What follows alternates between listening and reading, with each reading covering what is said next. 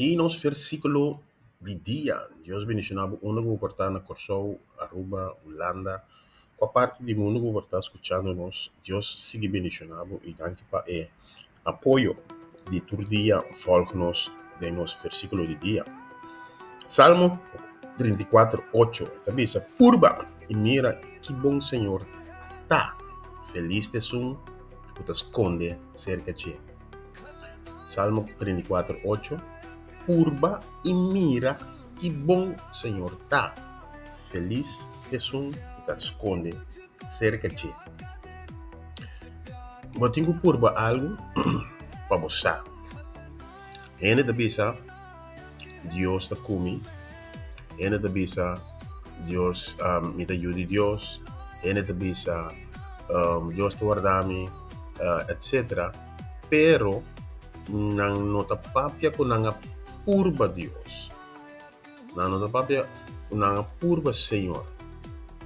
Ou seja, ko nanta assumir e nanta declarar algo general, algo positivo, pero nang mes no há purba. Aqui na Salmo te bisa, purba e mira que bom Senhor tá.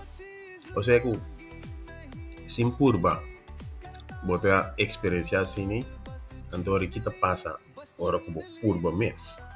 Que mendi, vamos pôr que sem purba, você sentir bom, você sentir que o Senhor estimava, você sentir que o Senhor te guardava, você perdendo o benefício de purbele. Por exemplo, se sem purbe mês da sina, quanto mais melhor lo tá se você purbe. Eu pensei, gente te papi hopi, pero nanta hasi tiki.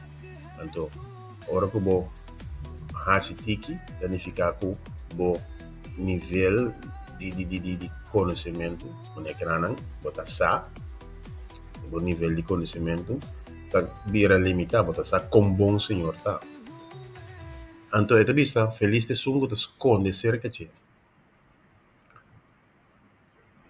Como por esconde cerca de Deus, se você não apurba com bom eta.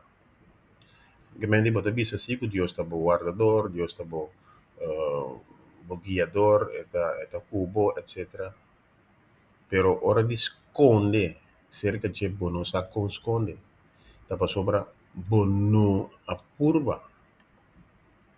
Que me diz, estando com a purba, tem benefício para sobra não por esconde. Pero se você não por esconde cerca de, significa que você não apurba. Feliz weekend. Deus bendicionado.